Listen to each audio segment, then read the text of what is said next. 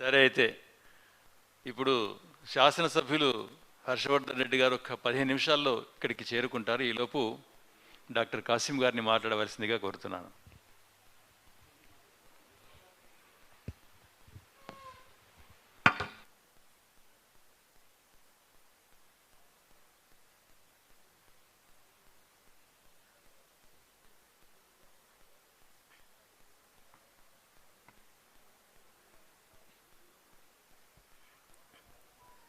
ఈ కార్యక్రమానికి సభాధ్యక్షత నిర్వహిస్తున్న డాక్టర్ చెన్నయ్య సార్, ముఖ్య అతిథిగా విచ్చేసిన ఆచార్య ఎల్లూరి శివారెడ్డి సార్, నా మిత్రుడు డాక్టర్ ఏ సిల్మానాయక్, ఈనాటి ఈ సందర్భాన్ని మనందరికీ కల్పించి మనం ఇక్కడ సమకూరడానికి కారణమైన గ్రంథ రచయిత రామ్దాస్, కవి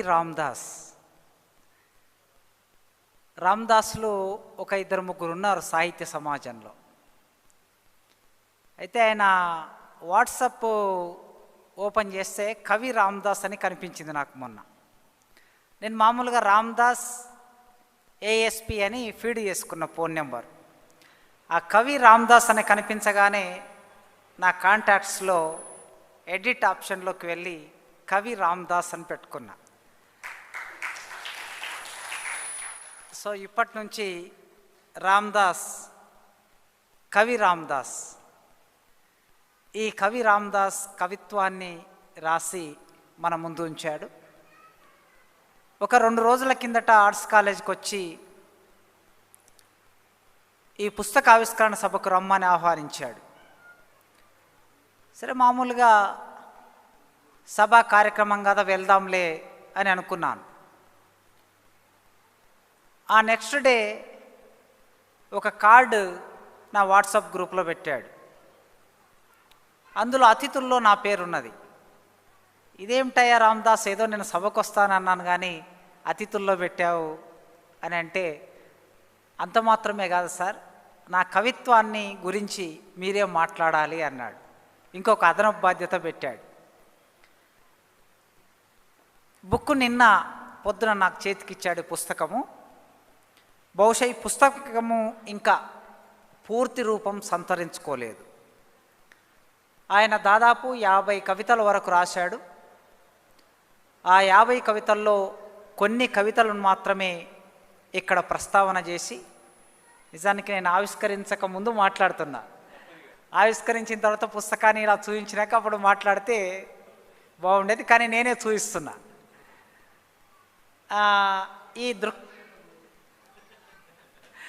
ఈ దృక్పథ సమూహం శీర్షిక పుస్తకానికి పేరు.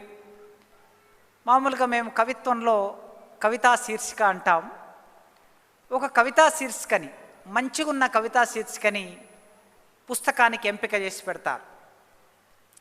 ఒక మంచి, నిజానికి ఇది ఒక సైద్ధాంతిక వ్యాసాల సంపుటి అంత బరువైన పేరును ఈ పుస్తకానికి పెట్టారు. నేను ఇప్పుడు ఇట్లాంటి విషయాలు మాట్లాడితే పాపం మా కొల్లాపూర్ నుంచి వచ్చిన,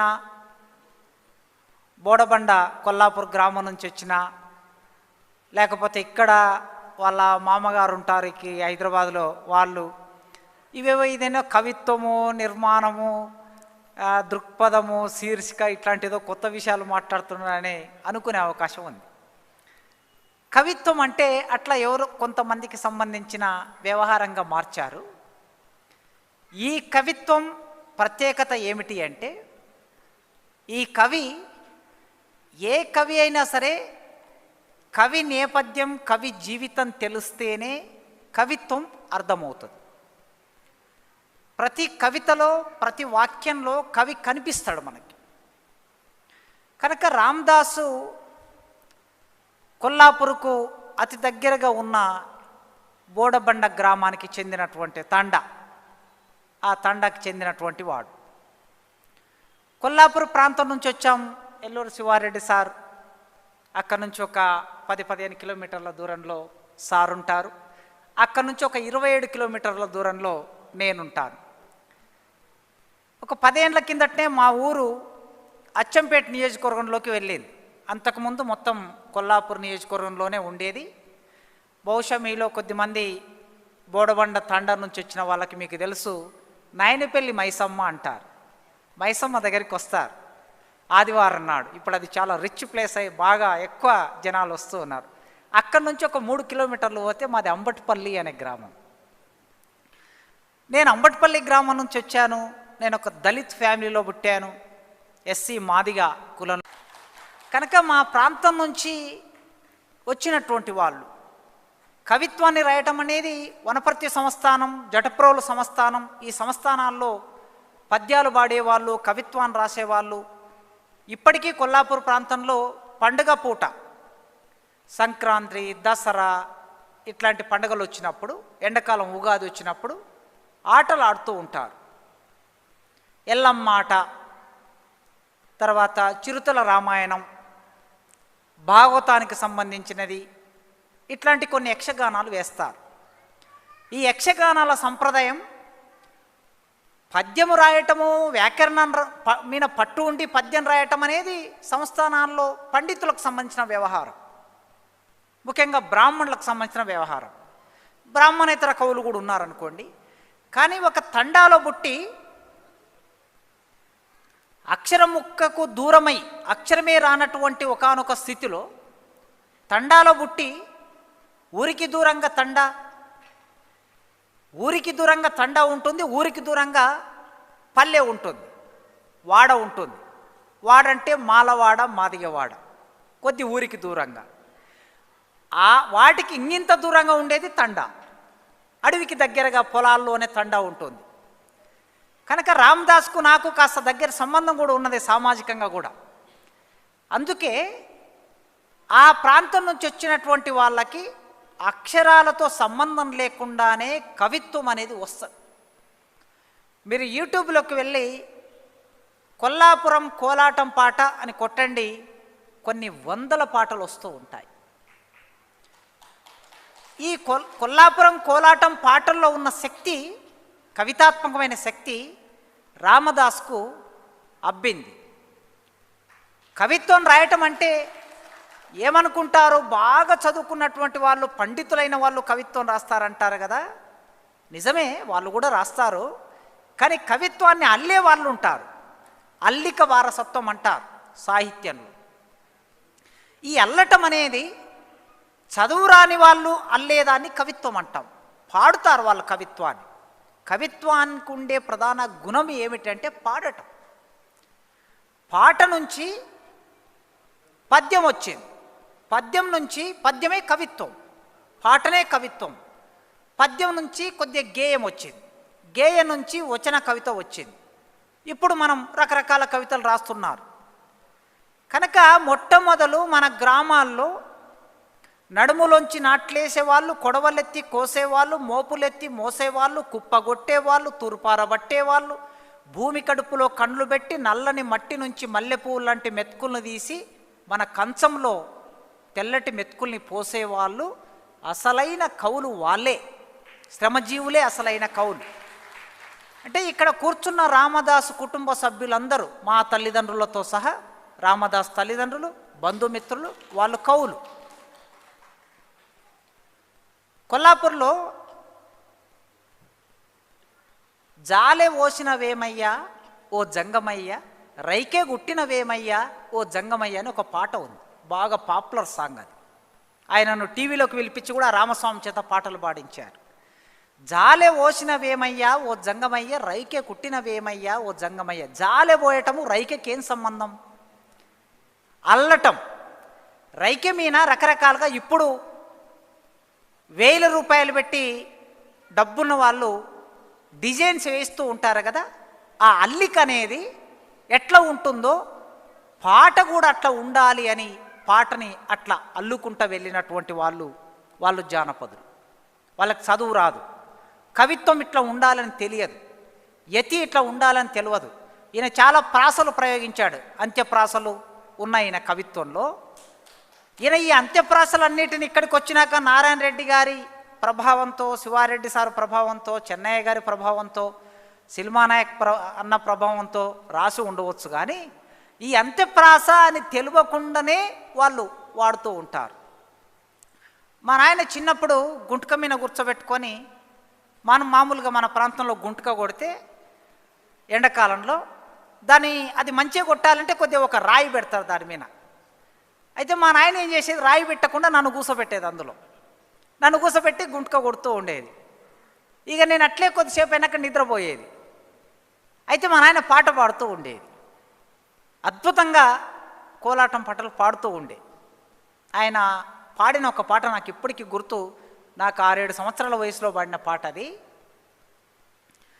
వాగులో కోనేరు మెడ నిండా తాయెత్తు వంగొంగి స్నానాలు చేస్తుంటే మాదిగా వలపు నిలుపలేక వస్తీర మాదిగా. వాగులో కోనేరు మెడ నిండా తాయెత్తు వంగొంగి స్నానాలు చేస్తుంటే మాదిగా వలపు నిలుపలేక వస్తీర మాదిగా. నిన్ను ప్రేమించి వచ్చాను. ఎంత అందంగా పాట ఉంది చూడండి. ప్రేమను వ్యక్తం చేసింది అమ్మాయి. ఎక్కడ అసభ్యత లేకుండా, అశ్లీలం లేకుండా. మామూలు మన సినిమా పాటలు ప్రేమ అంటే ఓరోరి యోగి నన్ను, మీకు తెలుసు కదా, నేను ఆ తర్వాత కొనసాగించడం నాకు సభ్యత కాదు. అట్లాంటి పాటలు ఉంటాయి ప్రేమ పేరు మీద. కానీ ఇక్కడ నిన్ను ప్రేమించి వచ్చాను, కానీ సామాజిక అంతరం ఉన్నది.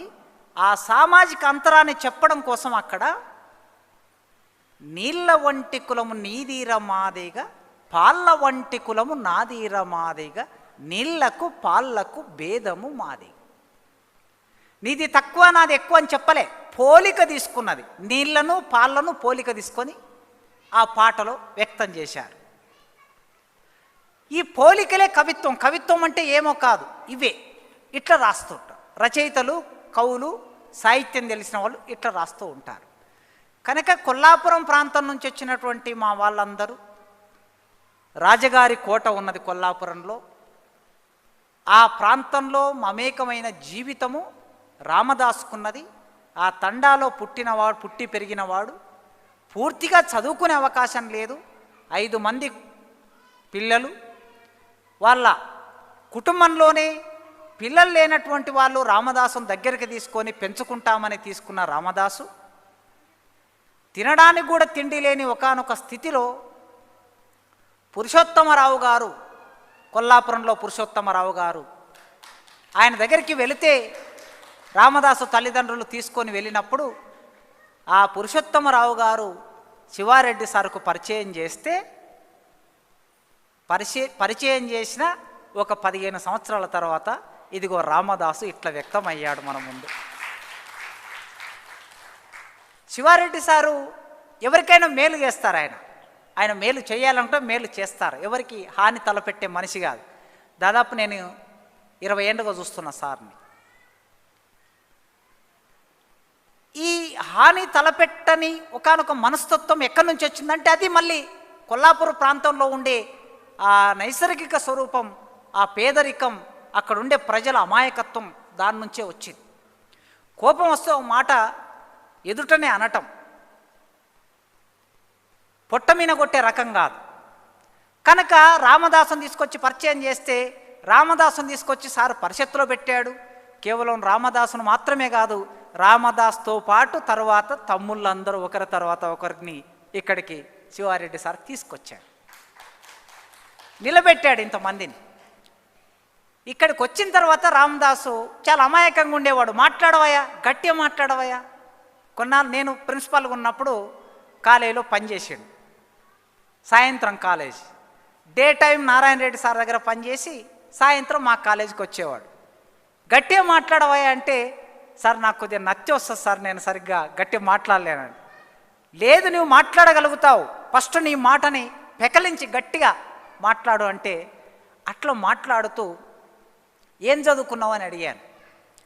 సార్ నేను ఏదో 8th క్లాస్తోనే ఆగిపోయింది సార్, తర్వాత ప్రైవేట్గా 10th క్లాస్ రాశాను అన్నాడు. మరి 10th రాసి ఎందుకు ఉట్టిగుంటున్నావు, పీడీసీలో చేరు అన్నా. సార్ నాకు వచ్చే జీతం 2000, మీరు ఇక్కడ 1000 రూపాయలు ఫీజు కట్టమంటున్నారు, మళ్ళీ ఎగ్జామ్ ఫీజు ఉంటుంది, ఎట్లా సార్ అన్నాడు. నువ్వు అవన్నీ మర్చిపో, ఫీజు సంగతి నేను చూసుకుంటా, ఫస్ట్ నువ్వు పీడీసీలో చేయరు అని చెప్పిన. ఆ 10th క్లాస్ సర్టిఫికేట్ తీసుకొచ్చి ఇచ్చాడు. అట్లా పీడీస్లో చేర్పించాక ఇక చదువుకోవడం మొదలుపెట్టాడు. ఆయన చదువుకున్న సంస్కారం నాకు సాహిత్య సంస్కారాన్ని పరిషత్ ఇచ్చింది, సాహిత్య జ్ఞానాన్ని కూడా పరిషత్ ఇచ్చింది. ఏదో పీజీ వరకు అలా చదువుకున్నాం అంతే తప్ప సాహిత్యాన్ని లోతుగా అధ్యయనం చేసే అవకాశం మాకు పీజీ లెవెల్లో దొరకలే. కానీ ఇక్కడికి వచ్చినాక పిల్లలకి పాఠాలు చెప్తూ ఉన్నప్పుడు, పీజీ పిల్లలకి పాఠాలు చెప్తున్నప్పుడు గంట సేపు పాఠం చెప్పాలంటే ఒక 4-5 గంటలు డే టైం అంతా ఇంటికాడ చదువుకొని వచ్చి ఇక్కడ గంట సేపు పాఠం చెప్పేది. అట్లా పాలమూరు నుంచి వచ్చిన, కొల్లాపురం నుంచి వచ్చిన నాకు పరిషత్తు సాహిత్య సంస్కారాన్ని ఇచ్చింది. రామదాసుకు కూడా సాహిత్య సంస్కారాన్ని పరిషత్తే ఇచ్చింది. ఆ సంస్కారం చేతనే అక్షరం సంస్కారాన్ని ఇస్తుంది, ఆ అక్షరం జ్ఞానాన్ని ఇస్తుంది, ఆ అక్షరమే గుర్తింపునిస్తుంది. అక్షరం అమ్మ ఒడి లాంటిది, అది లాలిస్తుంది, అది పాలిస్తుంది. ఆ లాలించటం పాలించటం ఏమిటో కవుల మధ్యన ఇక్కడ ఎందరో కవులు ఇలా వస్తూ మాట్లాడుతూ ఎందరినో ప్రభావితం చేస్తూ వెళుతూ ఉన్నారు. వాళ్ళందరినీ దగ్గరగా పరిశీలించిన రామదాసు కవిత్వం రాయటం వైపుగా వెళ్ళాడు. ఇంతకుముందు సినిమా అన్న చెప్పాడు, కవితను రాసుకొని వచ్చి చూయించేవాడు, రఫ్గా ఒకటి, సరే ఎట్లా ఉంది ఇది, కొన్ని ఎక్కడెక్కడ మార్చుకోవాలో చెప్తే మళ్ళీ మార్చుకొని వచ్చి మళ్ళీ చూయించేవాడు. అట్లా కవిత్వాన్ని ఎడిట్ చేసుకునే లక్షణం కవికి మొట్టమొదలు ఉండాలి. ఆ లక్షణం రామదాసుకు ఉంది. చాలామంది కవులు ఇటీవల బయలుదేరారు, 4 కవితలు పటాపట్ రాసేసి ఫేస్బుక్లో పెట్టి, వాట్సాప్లో పెట్టి తర్వాత పుస్తకంగా వేస్తున్నారు.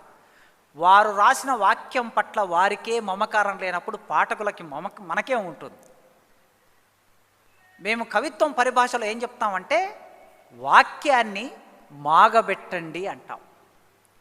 చింతోల పండు తెంపి మనం మాగబెడతాం కదా, మనం వాములలో వేస్తాం, గడ్డి వామిల, సొప్ప వామిల, లేకపోతే కుండలు తీసుకొచ్చి వేస్తాం.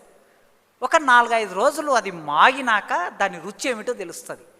కవితా వాక్యం రాసిన తర్వాత అప్పటికప్పుడు ప్రచురించబడాలనే కోరిక ఉండకూడదు. దాన్ని కనీసం ఒక నెల 2 నెలలు మాగేస్తే నీ వాక్యాన్ని తిరిగి నీవే చూసుకొని ఎడిట్ చేసుకుంటే మంచి కవితా వాక్యం వస్తుంది. వెంటాడే కవితా వాక్యం అంటారు దాన్ని. రామదాసుకు ఎడిట్ చేసుకునే ఒక లక్షణం ఉంది కనుక ఆయన కవిగా మన ముందున్నాడు, రేపు కవిగా రాణిస్తాడు. ఇది రామదాసుకున్న నేపథ్యం. నేను ఇప్పటి వరకు మీకు చెప్పింది ఆయన నేపథ్యం.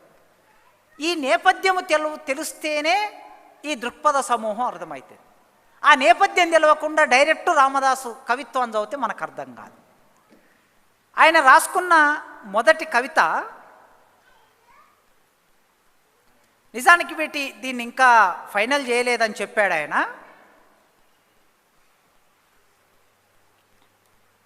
వరుస క్రమంలో కవిత్వ పరిణామం అర్థం కావాలంటే కవి రాసిన మొదటి కవిత, ఆ తర్వాతి కవిత, ఇట్లా వరుసగా రావాలి. ఆకలి ఆకలి ఆకలి, జానెడు పొట్ట కోసం ఆకలి ఆకలి ఆకలి, బారెడు మట్టి పొరలో ఉదయము నుంచి సాయంత్రం వరకు నెత్తురును చెమటలుగా మార్చి కష్టపడి ఒళ్ళంతా నొప్పులతో అలుపెరగని శ్రమజీవి, నేల తల్లితో సమానమైన నీకు ఎప్పటికోయి విముక్తి. చిన్న కవిత, ఒక 5-6 పాదాలు మాత్రమే ఉంది. ఈ ఆకలి అనుభవిస్తే తప్ప దాని పెయిన్ తెలియదు. ఆకలి లేని వాళ్ళు కూడా ఆకలి విన రాయొచ్చు సానుభూతితో, అది వేరే సంగతి. పురిటి నొప్పులు అనుభవిస్తే తప్ప పురిటి నొప్పుల బాధ ఇంకా ఎవ్వడికి తెలియదు, ఆ తల్లికి మాత్రమే తెలుసు. అంటరాని బాధ అంటరాని వాడికి మాత్రమే తెలుసు. ఆకలి ఉన్నవాడి బాధ ఆకలి ఉన్నవాడికి మాత్రమే తెలుసు. తండాలో జీవించిన వాడి బాధ తండాలో జీవిస్తేనే తెలుస్తుంది. ఆ ఆకలి ఉన్నవాడు గనక, ఆకలితో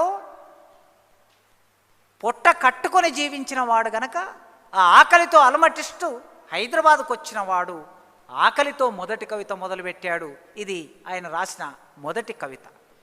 ఉదయం నుంచి సాయంత్రం వరకు గుర్రంజాషి ఒక సందర్భంలో అన్నాడు, ఇనుని సాగనంపి ఇల్లు చేరి, ఇనుడు అంటే సూర్యుడు, ఇనుని సాగనంపి ఇల్లు చేరి కలిగిన గంజి దాగి ఇరిగిన మంచమెక్కి. ఇది దళితుడి జీవితం, ఆయన అక్కడ చెప్పాడు. ఇది రామదాసు జీవితం, ఈయన ఇక్కడ చెప్పాడు. చివరి వాక్యం చూడండి. అంటే కవికి దృక్పథ సమూహం అనే ఈ పుస్తకానికి పేరుంది కదా, ఒక దృష్టి ఉంది కవికి. ప్రతి కవికి ఒక దృష్టి ఉండాలి. శ్రీశ్రీకి ఒక దృష్టి ఉంది, సామ్యవాద దృష్టి. విశ్వనాథ సత్యనారాయణ గారికి ఒక దృష్టి ఉంది, సంప్రదాయవాద దృష్టి. ఒక్కొక్కరికి ఒక దృక్పథం ఉంటుంది. నారాయణ రెడ్డి గారికి ఒక దృష్టి ఉంది, మానవతావాద దృష్టి. మరి ఇక్కడ రామదాసుకు ఒక దృష్టి ఉంటుంది. దృష్టి లేకుండా ఎవరు ఉండరు, ఎవరు రాయలేరు. ఆయన దృష్టి ఏమిటో చివరి వాక్యంలోనే కనిపిస్తుంది మనకి. నేల తల్లితో సమానమైన నీకు ఎప్పటికోయి విముక్తి, వాని రెక్కల కష్టంబు లేనినాడు సస్యరమా పండి పులకించ సంశయించు అన్నాడు జాషువా. వాడు కష్టపడకపోతే, శ్రమజీవి కష్టపడకపోతే ఈ భూమి అంటదట, నేను పండను అంటదట. మరి అట్లాంటి భూమితో సమానమైన వాడు రామదాసు. ఆ రామదాసు కుటుంబం, ఆయన బంధువులు, ఆయన కులం ఆ భూమితో సమానమైన వాళ్ళు గనక భూమికి ఎప్పుడు విముక్తి వస్తే రామదాసుకు అప్పుడు విముక్తి వస్తుంది. కనుకనే ఎప్పటికో విముక్తి అనేది ఆయన మొదటి కవిత. ఇంకా చాలా కవితలు అట్లా రాశాడు. అసలు కవిత్వానికి ఉండవలసింది ఏమిటంటే ఒక కవితా వాతావరణం అనేది కవిత్వానికి ఉండే ఒక ప్రధాన లక్షణం. కవి తాను చెప్పదలుచుకున్న విషయానికి ఒక వాతావరణాన్ని రూపొందించుకుంటాడు. అది జానపదం నుంచే వచ్చింది, మౌఖిక వారసత్వం నుంచి, అల్లిక వారసత్వం నుంచి వచ్చింది. ఈ ఊళ్ళో నేను పుట్టి, ఈ ఊళ్ళో నేను పెరిగి, ఈ ఊరి కమ్మరి ఇల్లు నేను ఎరుగా. ఇదో కోలాటం పాట. కవి మనకేం చెప్పదలుచుకున్నాడు, ఆ జానపదుడు మనకేం చెప్పదలుచుకున్నాడు? ఒక ఎత్తుగడ ఎట్లా ఉంది చూడండి. ఈ ఊళ్ళో నేను పుట్టి, ఈ ఊళ్ళో నేను పెరిగి, ఈ ఊరి కమ్మరి ఇల్లు నేను ఎరుగా.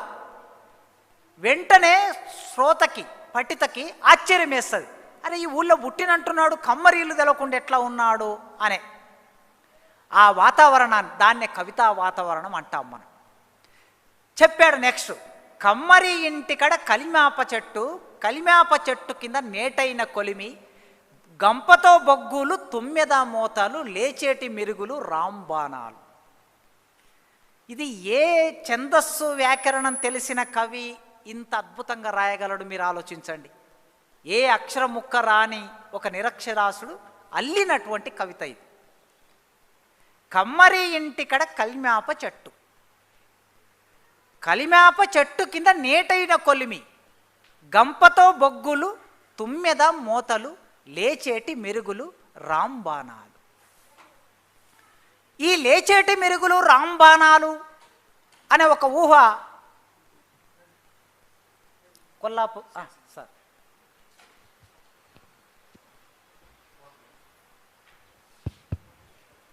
కొల్లాపూర్ శాసనసభ్యులు బీరం హర్షవర్ధన్ రెడ్డి గారు ఈనాటి సభకు ముఖ్య అతిథిగా వచ్చారు. ఇప్పుడు కాశీం గారి ప్రసంగం తర్వాత తదుపరి కార్యక్రమం ఉంటుంది.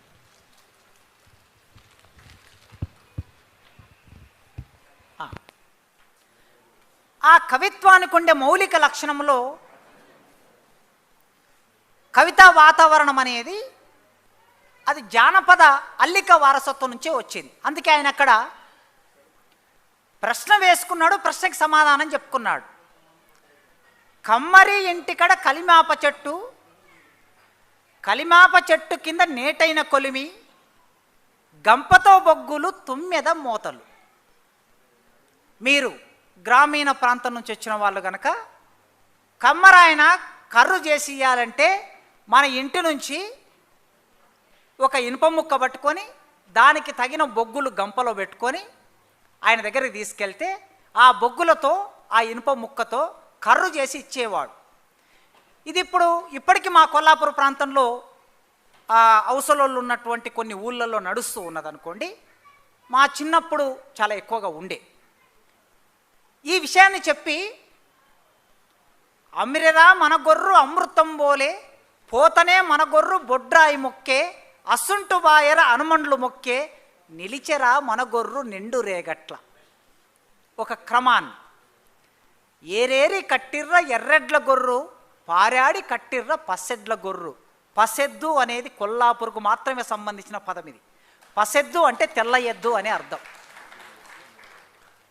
సో అట్లా ఇది ఎవరు రాసింది కాదు, ఇది అల్లింది. మా అయ్య నోటి నుంచి పాడిన పాట నేను విన్నది ఓ 30 ఏళ్ళ కిందట, నాకు గుర్తున్నది మీకు చెప్పాను. దీన్ని కవితా వాతావరణం అంటారు.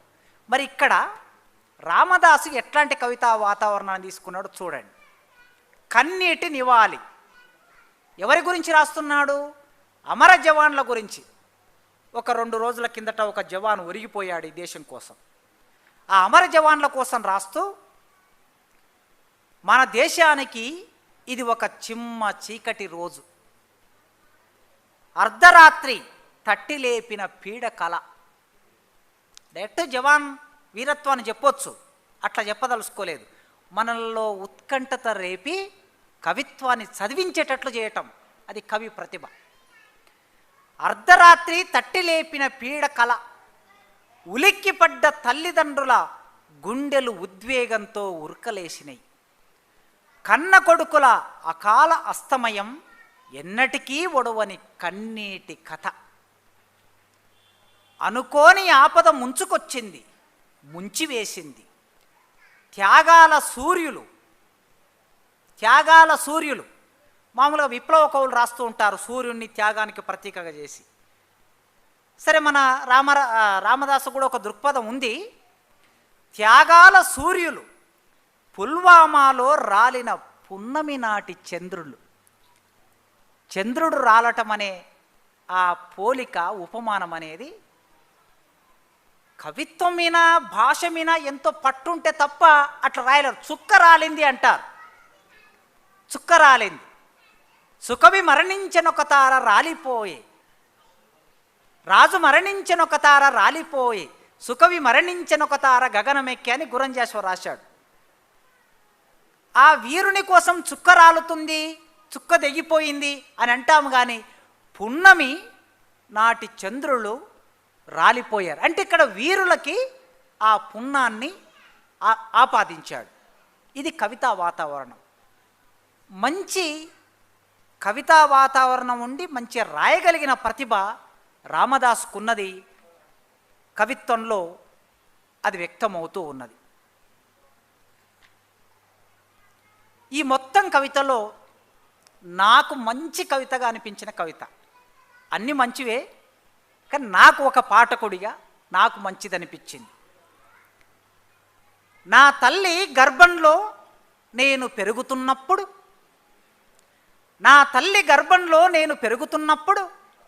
నా చుట్టూ ఉమ్మనీరు సముద్రం. సార్, రామదాసు ఇంత అద్భుతంగా ఈ పోయమును ఎట్లా అల్లాడో చూడండి జాగ్రత్త. ఎంత మా శివసాగర్ రాశాడు తల్లి మీన.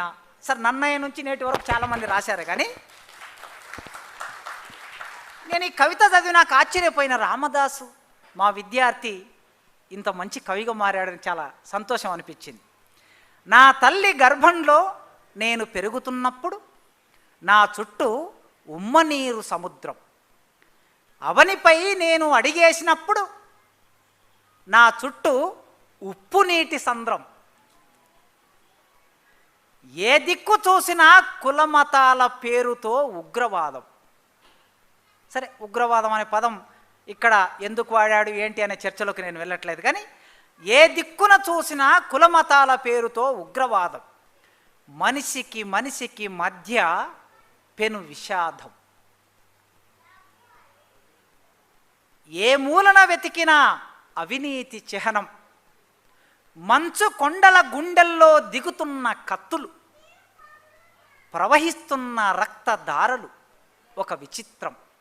ఇట్లా కవిత మొదలై, అంటే తల్లితో మొదలై తల్లి గర్భంలో ఉన్న ఆ బిడ్డ మాట్లాడుతున్నట్లు కవిత్వాన్ని ఎత్తుకొని చాలా జాగ్రత్తగా చివరి వరకు దాన్ని నడిపాడు. మహాత్ముని మీద రాశాడు, గాంధీ గారి మీద. బొట్టు బొట్టుగా రాలిన నీ రక్తం చిమ్మ చీకటిలో చిట్టిన బొట్టు బొట్టుగా రాలిన నీ రక్తం, చిమ్మ చీకటిలో చిట్లిన మా జీవితాల తోటలో ఉదయించిన సూర్యుడివి నువ్వే. గాంధీని జాతిపితగా, గాంధీని అహింసావాదిగా చాలామంది చాలా రకాలుగా రాశారు. ఇక్కడ ఈ కవి రామదాస్ అనే కవి తన జీవితానికి గాంధీని అన్వయించుకుంటే ఎట్లా చూస్తాడు గాంధీని? కుక్కపిల్ల, అగ్గిపుల్ల, సబ్బుబిల్ల, హారతి కర్పూరం, తలుపు గొల్లెం, అరటి తొక్క, కాదేది కవిత కనహారం. ఇక్కడి వరకు శ్రీశ్రీ మామూలుగా చెప్పాడు. కానీ ఆయన చెప్పిన అసలు విషయం ఏమిటంటే, కళ్ళుంటే చూసి, వాక్కుంటే రాయి, ప్రపంచం ఒక పద్మవ్యూహం, కవిత్వం ఒక తీరని దాహం అన్నాడు ఆయన. కవిత్వం రాస్తే తీరని దాహం. అయితే తీరని దాహం అనేది ఎట్లా వస్తుంది? మూలం ఎక్కడుంది అంటే, నువ్వు చూడాలి. ప్రతిదాన్ని నువ్వు చూడగలిగితే, నీ దృష్టితో చూడగలిగితే రాయగలుగుతావు. రామదాసు తన దృష్టితో గాంధీని చూశాడు, బాపూజీని చూశాడు. బొట్టు బొట్టుగా రాలిన నీ రక్తం, చిమ్మ చీకటిలో చిట్లిన, చిమ్మ చీకటిలో చిట్లిన మా జీవితాల తోటలో ఉదయించిన సూర్యుడివి నువ్వే. తండా జీవితం. కొన్ని వేల తండాలు ఉన్నాయి ఈ దేశంలో. కడుపున 9 నెలలు మోసి తమ రక్తాన్నే మాంసం ముద్దలుగా మార్చి బిడ్డను కన్నటువంటి ఆ తల్లి ఆ బిడ్డను భారంగా భావించి అమ్ముకునే ఒక స్థితి ఈ తండాల్లో ఎందుకుంటుంది? ఏ తల్లి ఆ పని చేయదు. కానీ ఆ తల్లికి ఆ స్థితి ఎందుకు వస్తుంది అని ఒక్కసారి మనం ఆలోచించుకుంటే, ఆ చీకటి జీవితం ఈ దేశంలో ఇంకా చాలా మూల మలుపుల్లో ఉంది. అందుకే ఆ జీవితం నుంచి వచ్చాడని చెప్పాను కదా నేను. ఆ జీవితమే ఈ కవితలో ఇట్లా రిఫ్లెక్ట్ అయ్యింది.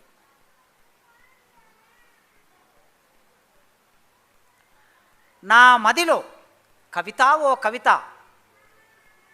కవిత మీన శ్రీశ్రీ రాసిన అద్భుతమైన కవిత కవిత ఓ కవిత అనేది చాలా గొప్ప కవిత. ఈయన కూడా కవిత రాశాడు. ప్రతి కవి అయిన ప్రతి ఒక్కరూ కవిత్వం మీద కవిత్వం రాశారండి. నన్నయ్య నుంచి మొదలు పెడితే అంతకన్నా ముందు నుంచి కూడా. సారమతిం కవీంద్రుడు అనే కవితతో నన్నయ్య తన కవిత్వం గురించి రాసుకున్నాడు. పాల్కురికి సోమనాథుడు, నన్నెచోడు, శ్రీనాథుడు, పోతన, శ్రీశ్రీ, రామదాసు, నారాయణ రెడ్డి గారు అందరూ కవులు కవిత్వం మీద రాశారు. కవిత ఓ కవిత, నీతోనే నాకు భవిత. ఇక్కడ నుంచి మళ్ళీ కొద్దిగా ప్రాసకు దగ్గరికి వచ్చాడు. కవిత ఓ కవిత, నీతోనే నాకు భవిత, నా మదిలో నువ్వు నవనీతవు. కొద్దిగా పదం సరిగ్గా ఏదో డిస్టర్బ్ అయింది. నిత్యం నా కలము నుండి రాలి జనం గుండెలపై వాలి. నిత్యం నా కలం నుండి రాలి జనం గుండెలపై వాలి. కవిత ఓ కవిత, నీతోనే నాకు భవిత. నిజమే, రామదాస్కు ఇవాళ కవిగా గుర్తింపు వచ్చింది. వాళ్ళ ఎమ్మెల్యే కూడా వచ్చాడు. చాలా కష్టపడి ఎమ్మెల్యేగా, ప్రజాప్రతినిధిగా వచ్చాడు ఆయన. నిజానికి ప్రజల వైపు నిలబడి ఆ ప్రాంతంలో కాస్త స్ట్రగుల్ చేసే వాళ్ళలో నాకు ఆయన పేరు విన్నాను తెలంగాణ ఉద్యమ ఆ సందర్భంలో. బహుశా మరి ఈ మధ్యలో టీఆర్ఎస్లోకి వచ్చినట్లున్నారు. ఓకే, అట్లా రామదాసు తన కవిత్వాన్ని ఇలా చెప్తూ పోతే చాలా చెప్పొచ్చు. చివరికి ఒక్కటి ప్రస్తావించి నేను ముగిస్తాను, ఎందుకంటే ఇంకా ఆవిష్కరణ కావాల్సినది. విదేశీ అతిథి అని ఒక శీర్షిక పెట్టాడండి. విదేశీ అతిథి. మామూలుగా బిల్ క్లింటన్ వచ్చినప్పుడు ఆయన మీద కవిత్వం రాశారు. శివారెడ్డి గారు, వరవరరావు గారు పెద్ద పెద్ద కవులు రాశారు. విదేశీయులు మన దగ్గరికి వస్తే ఎందుకు వస్తారు? గద్దర్ రాశాడు. ఎందుకు వస్తారు? వాళ్ళు వస్తువులు అమ్ముకోవడానికి వస్తారు, బాంబులు అమ్ముకోవడానికి వస్తారు, ఆయుధాలు అమ్ముకోవడానికి వస్తారు, మన దేశాన్ని తమ చేతుల్లో పెట్టుకోవడానికి వస్తారు. ఇట్లా వారి దృష్టితో వాళ్ళు చెప్పారు. రామదాసు కూడా తన దృష్టితో ఒక అతిథి గురించి రాశాడు. అమెరికా నుంచి దిగి వచ్చిన ఓ నెలవంక, అమెరికా నుంచి దిగి వచ్చిన ఓ నెలవంక. ఇక మధ్యలో కొన్ని పాదాలు ఉన్నాయి. చెట్ల కొమ్మలకు వేలాడే రైతు మృతదేహం చూడమంటున్నాడు. ఓ అమెరికా నుంచి వచ్చిన ఓ నెలవంక, చెట్ల కొమ్మలకు వేలాడే రైతు మృతదేహం, గుట్టల పక్కన కుళ్ళిన అనాథ శవం కనబడలేదా? మా బడుగు బతుకుల్లో వెలుగు రేఖలు విసిరేది ఏ వంక? అమెరికా నుంచి దిగి వచ్చిన ఓ నెలవంక, మా బడుగు బతుకుల్లో వెలుగు రేఖలు విరిచేది ఏ వంక? ఇవాంక అని నిన్న ఓడిపోయినటువంటి అధ్యక్షుడు ఉన్నాడు కదా, అమెరికా అధ్యక్షుడు, ఆయన బిడ్డ మన భారతదేశానికి వచ్చినప్పుడు ఆమె మీద రాశాడు. ఇది నాకు ఆశ్చర్యం అనిపించింది. మిగతా కవితలు సరే రాశాడు అనుకోవచ్చు, కానీ ఒక విదేశీ పర్యాటకురాలు ఒక దేశ అధ్యక్షుడు బిడ్డ ఇక్కడికి వచ్చినప్పుడు ఆమెను ఎట్లా చూస్తున్నాడు, ఆయన దృక్పథం ఏమిటి అంటే, ఇక్కడ ఆయన స్పష్టమైన దృక్పథం ఇట్లా వ్యక్తమైంది. రామదాసు రాసిన ఈ దృక్పథ సమూహం అనే ఈ కవిత్వాన్ని నాకు తోచిన ఈ పద్ధతిలో కొన్ని విషయాలని మీ ముందుంచాను. రామదాసు మంచి కవి, భవిష్యత్తు ఉంది, మంచి కవిగా మారే అవకాశం ఉంది. నేను ఆయనకి చేస్తున్న ఒక సూచన ఏమిటి అంటే, ఈ రాసిన పద్ధతిలో భాష అనేది చాలా ముఖ్యమైంది. కవితా వస్తువు ఎంత ముఖ్యమో భాష అంతకన్నా ముఖ్యం. ఈయన కవితా వస్తువు భిన్నమైనటువంటి వైవిధ్యం అంటాం, దీన్నే కవిత్వంలో కవితా వైవిధ్యం అంటాం. ఆయన ఒక కవిత, ఒక విషయం మీద ఒక కవిత రాస్తే తిరిగి ఇంకో కవిత లేదు, ఇంకో కొత్త విషయం మీద ఉంది. ఆ వైవిధ్యం ఉండటం అనేది ఆయనకుండే మంచి లక్షణం. అయితే దానితో పాటు నీకంటూ ఒక అద్భుతమైన జీవితం ఉంది, ఎవ్వరికీ లేని జీవితం ఉంది. రామదాస్కు ఒక తండా ఉంది, రామదాస్కు ఒక వేషధారణ ఉంది, రామదాస్కు ఒక ప్రత్యేకమైన ఆహారపు అలవాట్లున్నాయి. ఇవి నేను రాస్తే నేను రాయలేను, శివారెడ్డి సార్ రాయలేడు. ఈ విషయాన్ని రామదాసు మాత్రమే రాయగలడు, సినిమా నాయక్ మాత్రమే రాయగలడు. ఈ ప్రపంచంలో గొప్ప కవులు, గొప్ప కవితలు ఎప్పుడయ్యారు? శ్రీశ్రీ తన ఇంట్లో ఉండిన ప్రతీకలతో కవిత్వాన్ని రాసి గొప్ప కవి అయ్యాడు. గురజాడ తనకు తెలిసిన తన చుట్టూ ఉన్న భాషతో రాసి గొప్ప కవి అయ్యాడు. విశ్వనాథ సత్యనారాయణ గారు అంతే, నారాయణ రెడ్డి గారు తన ఊరు నుంచి ఎంపిక చేసుకున్న జీవితాన్ని కవిత్వంలోకి తీసుకొచ్చాడు, శ్రమైక జీవితాన్ని పాటలోకి తీసుకొచ్చి గొప్ప కవి అయ్యారు. నీకు ఒక జీవితం ఉన్నది. కుటుంబరావు గారు ఏమంటారంటే, మనిషికి, రచయితకి రాయడం తెలియకపోతే నేర్పించవచ్చు మెలకువలు, కానీ కవికి, రచయితకి జీవితం లేకపోతే నేర్పించలేము అన్నాడు ఆయన. ఇక్కడ రామదాసుకు ఎవరికి లేని గొప్ప జీవితం ఉన్నది కనుక, ఇప్పటి నుంచి నీ కలం ఎటువైపు మళ్ళాలంటే, నీ జీవితాన్ని వేరేవాడు ఎవ్వరూ రాయలేరు, నీవు మాత్రమే రాయగలవు. కనుక నీ తండా మూలాల్లోకి వెళ్ళి నీ వంటకం ఎట్లా ఉంది, నీ వేషధారణ ఎట్లా ఉంది, నీ తల్లి ఎట్లా ఉంది, చెల్లి ఎట్లా ఉంది, నీ రూపురేఖలు ఎట్లా ఉన్నాయి, ఈ ప్రపంచానికి నీవెట్లా కనిపిస్తున్నావు, ఎట్లా వ్యక్తమవుతున్నావు, చదువుకెందుకు దూరం అయ్యావు, బిడ్డలెందుకు అమ్ముకుంటున్నారు, ఇట్లాంటి కవిత వస్తువుల్ని తీసుకొని రాబోయే కవితా సంకలనం అట్లా ఉండాలని నేను కోరుకుంటూ నాకు ఈ అవకాశం